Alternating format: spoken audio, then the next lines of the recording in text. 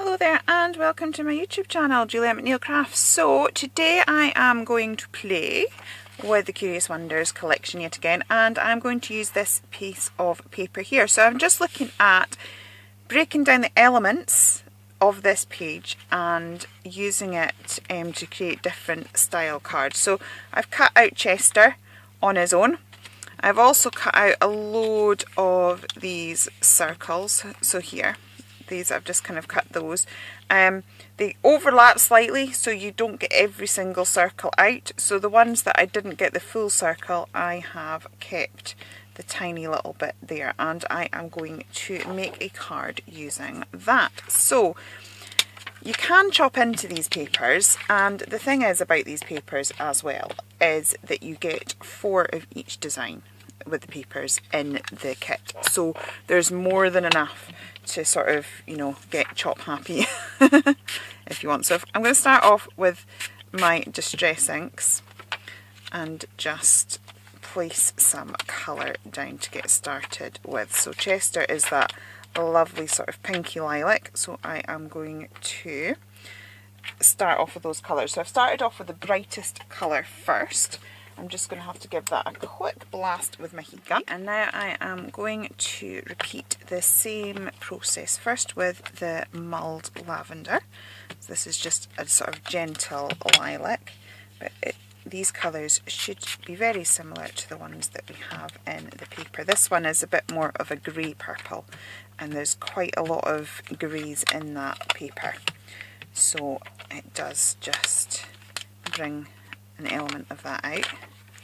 Okay, and then I'm going to go in with some of the Dusty Concord as well, and then we've created a fun watercolour mixed media background.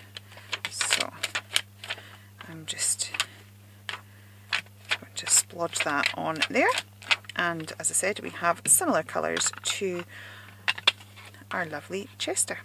Okay, so I'll just dry that off again. I'm now going to do some inking around the edges of everything. So I'm going to start off with the mulled lavender, and just, I've obviously needed to clean my brush. So I'm going to change directions and go with the Dusty Concord because it is a darker colour, and it'll hide the fact I had my brush contaminated just there. So I'm just literally going to go around the edges just to sort of tie that in a little bit. I might actually go with the picked raspberry as well, just so that we've got a blend of colours.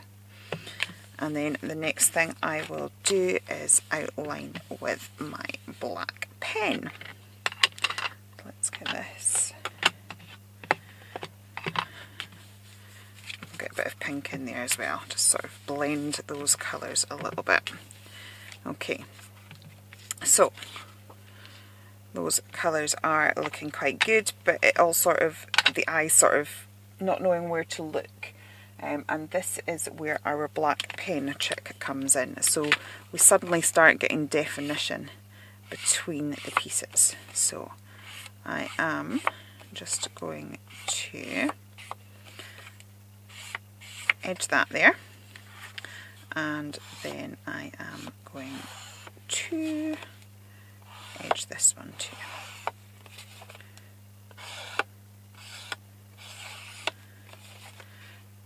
Okay,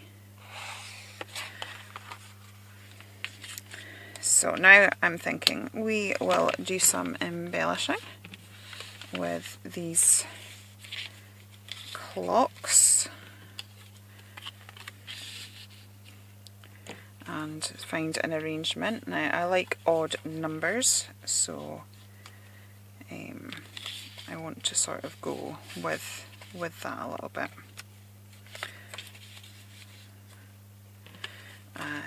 Okay.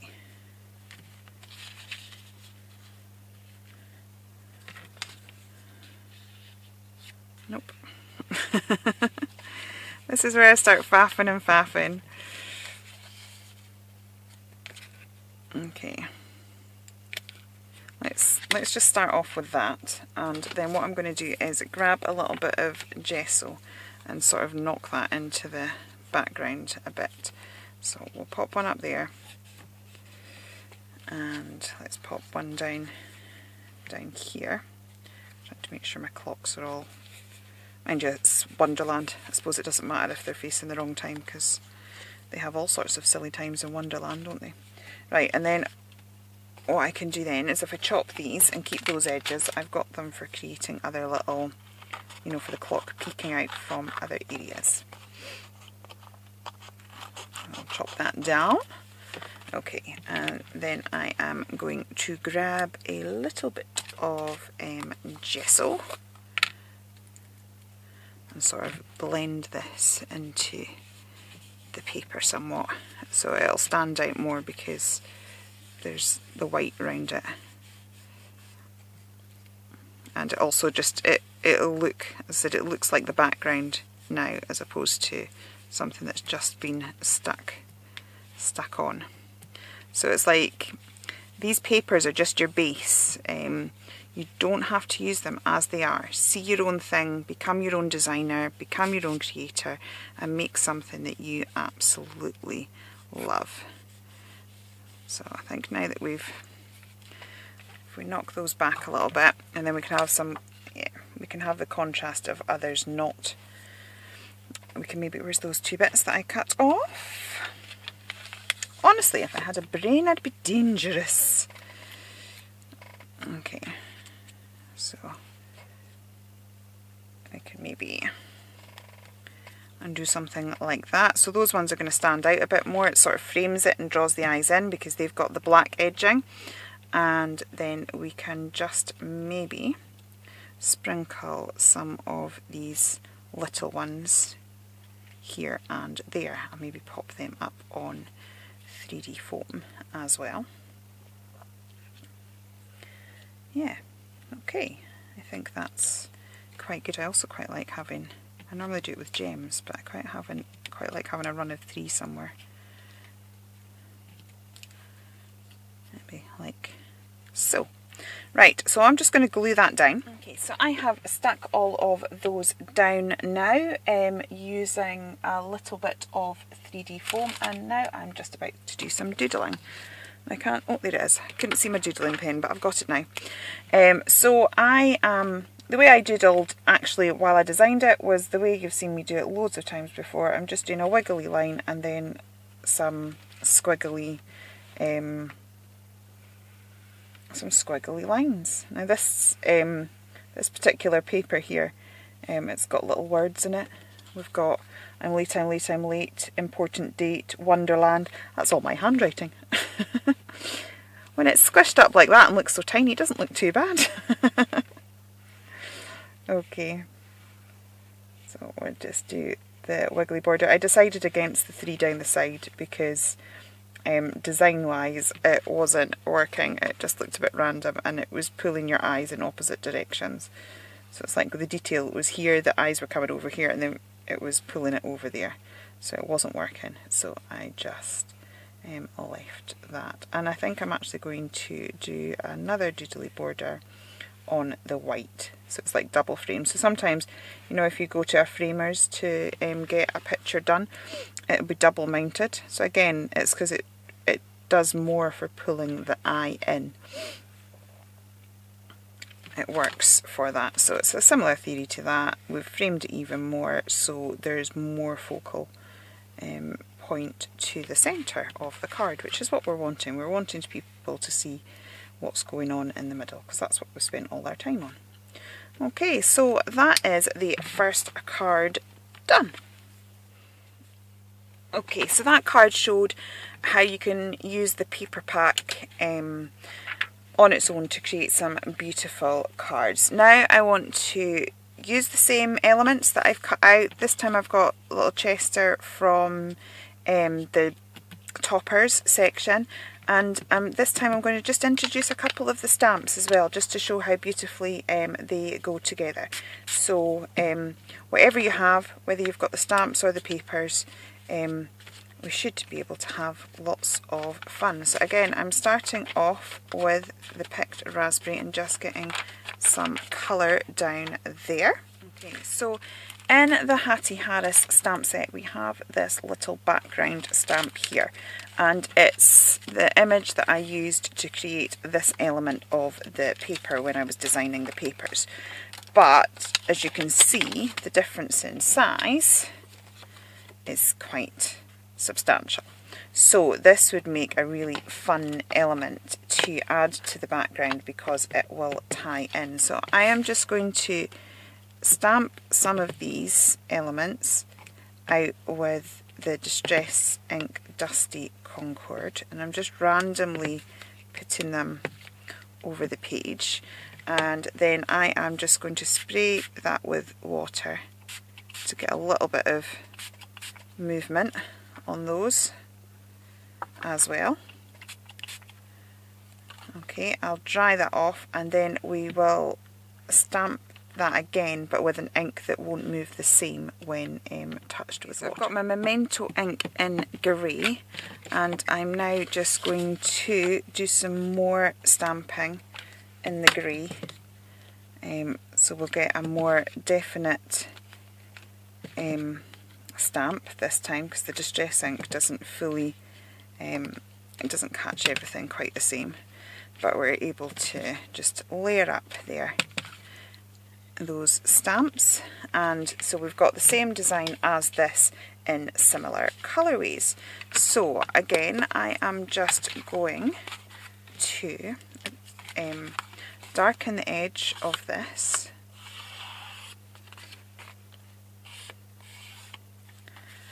and of my focal image, and then we will assemble the card.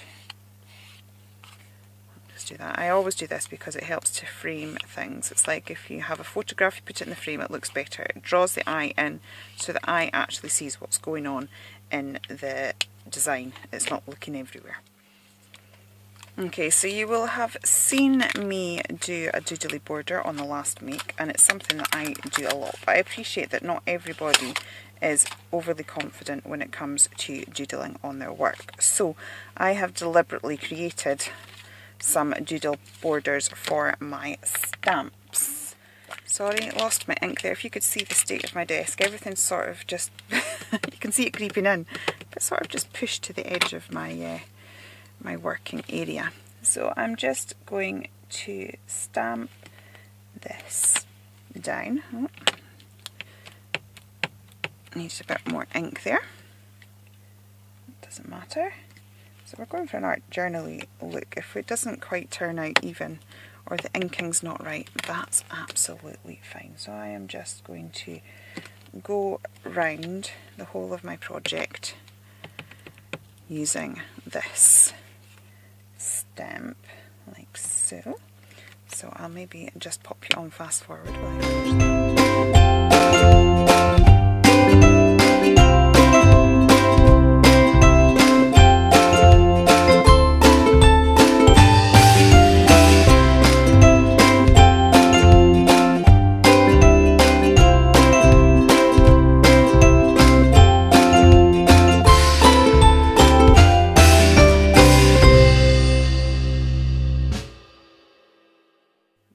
So I've got all that stamped now, and I'm just going to glue it onto my card. This was actually an 8x8 card that I've chopped in half because I was fancying making a tall card, but I also wanted a tent-fold. So I found my way around that by chopping an 8x8 in half. Okay, so that's looking quite good. Sorry, get that in shot. So now I'm going to look at popping some of these circles along the page.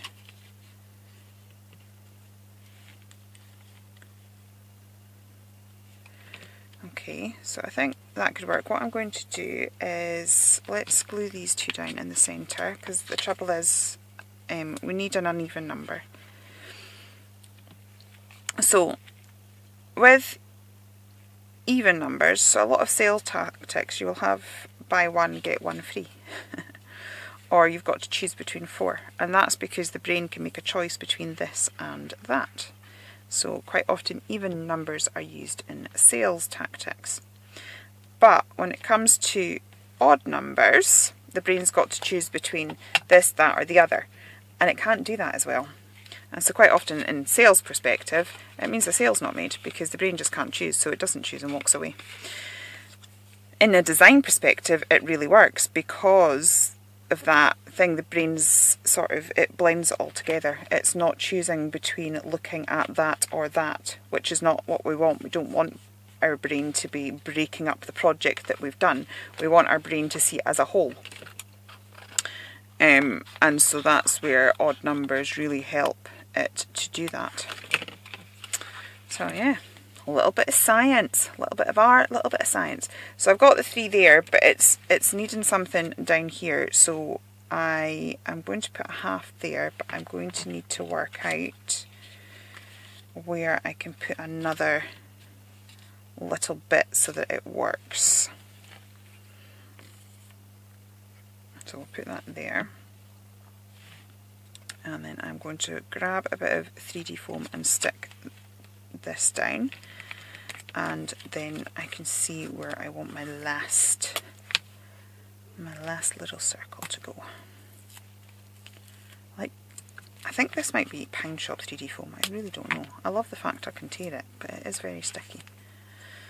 So who knows? Who knows indeed. Right, I am just going to stick that down. Oops.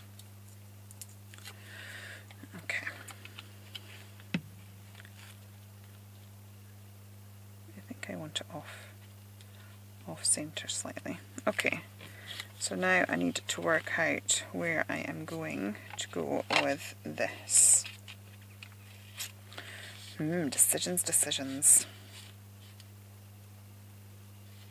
Yeah, I actually think I'm just going to put a half down the side there. I think that will work because I don't want to I like the white space. I don't want to end up losing the white space, because to be honest, if I bunch them all together that much, I may as well have just used the paper as a whole, because that is what the paper has done, bunched all of these together. Now, I'm going to struggle cutting just this one because I want the other ones to overlap, so I'm going to have to get in under there. There we go. Once I've done that, I'll cut up to meet it so it's at a better angle. The things we end up having to do as crafters, just to make things just right for ourselves. Okay. Yeah, so let's have a little play with some of these smaller ones. Add a few extra little elements. I think I'm going to have to pull more out of my envelope. Grabbed a few more from my, so literally from my envelope, I'll finish my sentence part first before I go on to the next one, that would be good. So what I literally did was I sat down one day with my papers, looked at elements that could be cut out, and spent a couple hours just fussy cutting while watching TV. Then I've popped them all in an envelope, so now when I've come up in my craft room, I'm not having to spend time cutting things down. It's all there ready for me, and I can just play away. And considering I have a lot of cards to make, or a lot of makes to make in a short space of time, that is proving very useful. Okay, so that is the 2 cards made together, this one with just the papers and this one incorporating the stamps as well. So I hope you'll agree that they're both lovely in their own right. If you just want the papers, you can make amazing things, and if you want the stamps, they work really beautifully together. If you would like more information as to how to get hold of this kit, please check the description box below, and there'll be lots of other links to fun stuff there as well. If you have enjoyed it here, please do considering liking and subscribing, and I will be back with you again very soon. Okay, take care then, and goodbye.